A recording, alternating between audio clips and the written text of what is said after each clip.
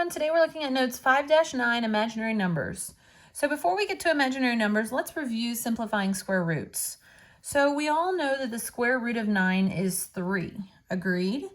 But how do we get that? Well, if you break up 9 into a factor tree, 9 is 3 times 3. Okay, and what we have here is a square root. And while we don't really talk about it much, there is an implied, what's called an index here of 2. Okay, which means I'm looking for sets of 2, factors of 2, two pairs, a pair of 2 that is the same. Okay, and here that's exactly what we have. We have 3 times 3, 2 of the exact same number. So therefore you circle that pair and that comes out, and that's our answer. The square root of 9 is 3. Okay, and so therefore to simplify something like square root of 12, something that isn't a perfect square like 9, okay, you break it up just like you did with 9 into a factor tree. So you could do it a couple of ways. You could do 6 and 2, or you could do 4 and 3. If you do 1, that's not going to help you at all, okay, because it's still going to be just 12. 12 times 1, that doesn't help. So we never use 1. Okay, so 4 times 3, but then 4 can go further to 2 times 2, and you want to drag the 3 down. Okay, so 12 is 2 times 2 times 3, and you go until you can't go anymore. And all of these numbers here are prime, so we can't go any further. So again, since my index here is 2, my square root means 2. We will get later on in the year where we do cube root, and there's an index of 3, 4th root, 5th root, that sort of thing. But for now, we're only dealing with square root.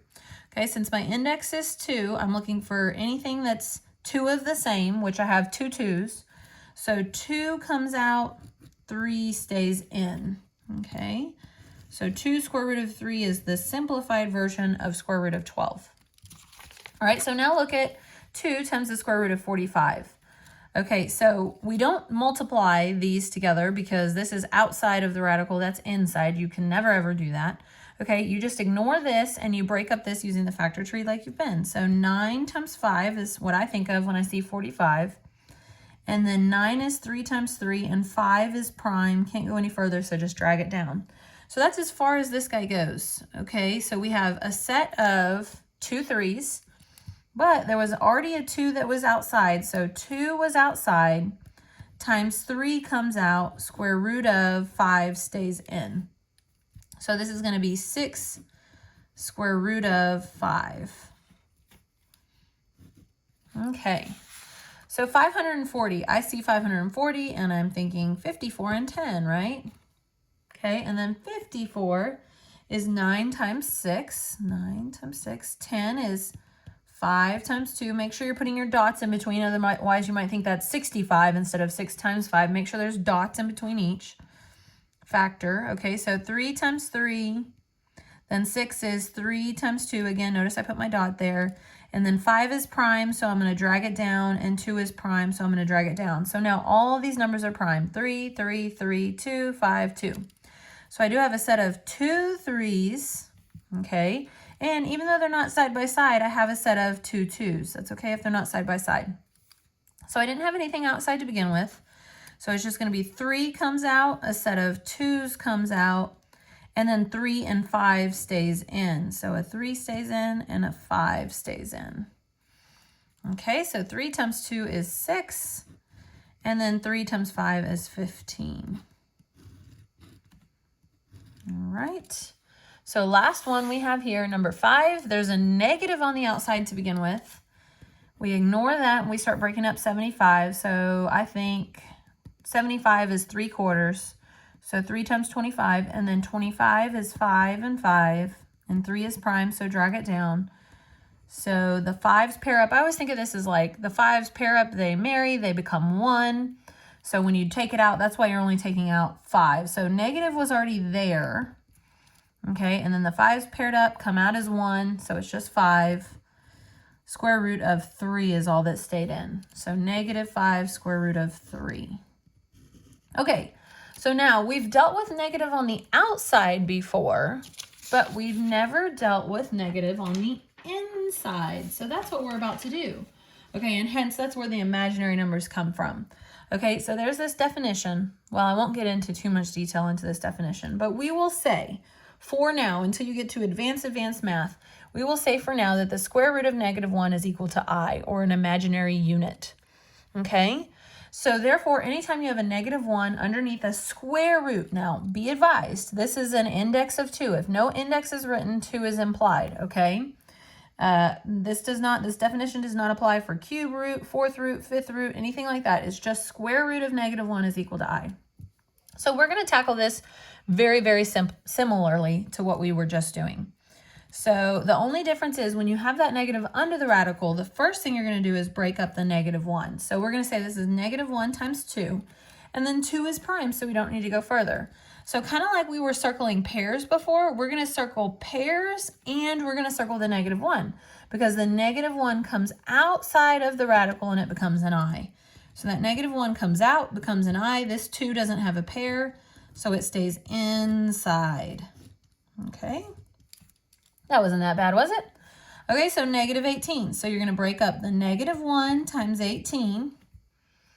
Okay, and then 18 is 9 and 2 or 6 and 3. Either way, you're going to end up with the same answer. The -1 I just kind of leave there. I don't really drag down with me. If you want to drag it down, you can, but you don't have to. Okay, so now we've broken up 18 into 3 times 3 times 2.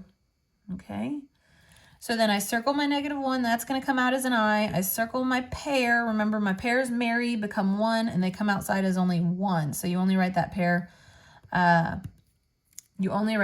once. So I times 3 square root of 2. But how we write this is just like how you write, like, you wouldn't say x3, you'd say 3x, right? So you need to switch the order here and say 3I square root of 2.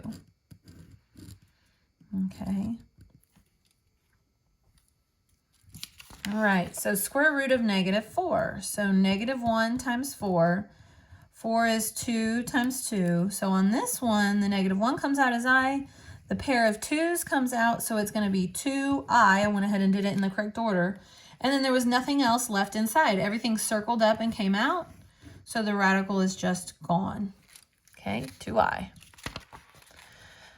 All right, so -27, we've got a 2 on the outside, but y'all, we knew how to handle that before. We know how to handle it now. So -1 times 27. 27 is 9 times 3. 9 is 3 times 3. And then that's 3 there. Remember, we're circling pairs and the -1. So 2 was already on the outside. Times I came out. Times 3 came out, square root of 3. Okay, I don't have a lot of room to write, but this needs to be written as 2 times 3, which is 6. 6I square root of 3. Okay. Hopefully this is making sense for you now. Okay, last two in this section. So 5 times the square root of -40. So the -1 times 40. And then 40, you could either do 4 and 10 or 2 and 20.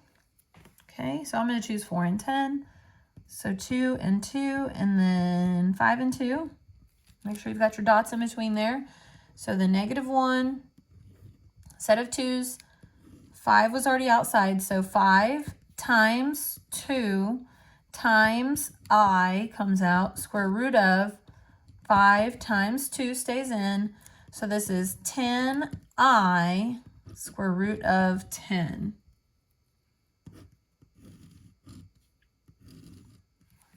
All right, last one in this section.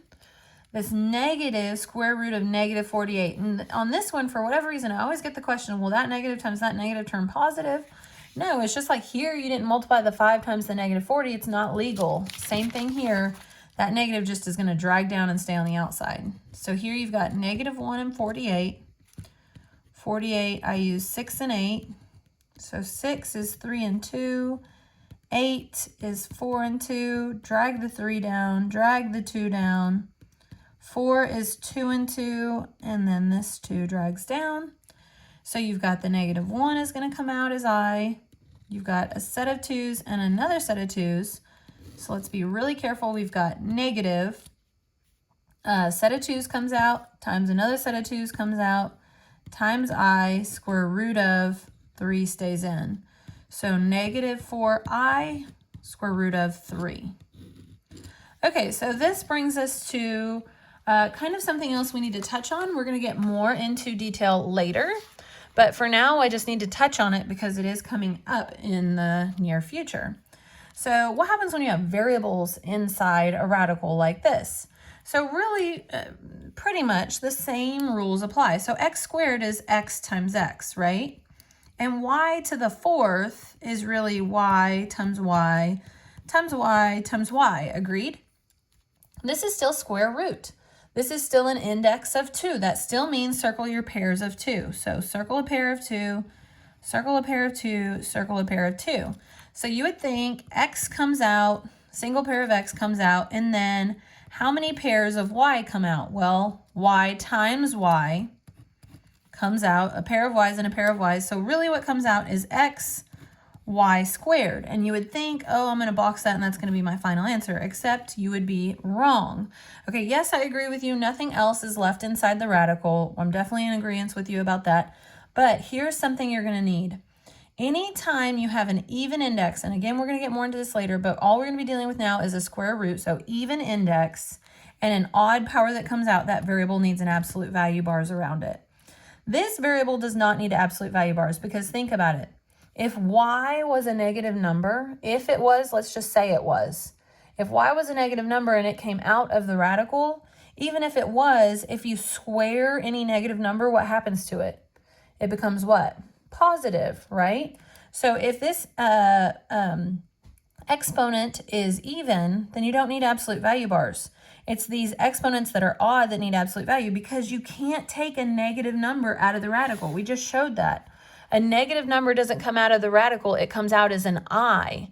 Okay, so just in case x was a negative number, then we need to show that, well, it can't be. When we take it out, its absolute value is positive here, so absolute value on this. So let's just practice a little. So if we've got square root of m to the 6th, again, of course, this is m 6 times, 1, 2, 3, 4, 5, 6. And then this is n 7 times. I don't think I'm going to have enough room to go this way, so I'll just go this way. 4, 5, 6, 7. So circling my pairs, I have a pair, a pair, a pair, a pair, a pair, a pair. Hopefully you're going to get to the point where you can do this in your head. So I've got m to the 3rd, 3 pairs of m. I've got n to the 3rd, and still an n stays inside. Okay. So what do I need to do? Because these are both odd powers, those get absolute value bars around them. Okay, let's practice one more. So let's do this one in our head. So x to the 8th. Hopefully you've noticed you divide by 2 because the index is 2. So when I divided 6 by 2, I got 3 with no remaining inside. When I divided by 7 by 2, I got 3 that came out, but 1 remaining inside. So with x, if you need to write it out, do. But some of you are to the point where you already don't need to, okay? So if I divide 8 by 2, I get 4 with nothing remaining. If I divide y by 2, I get 5 with nothing remaining. If I divide z by 2, I get 6 with 1 remaining. Okay, so what needs absolute value bars here? Everything? Nothing?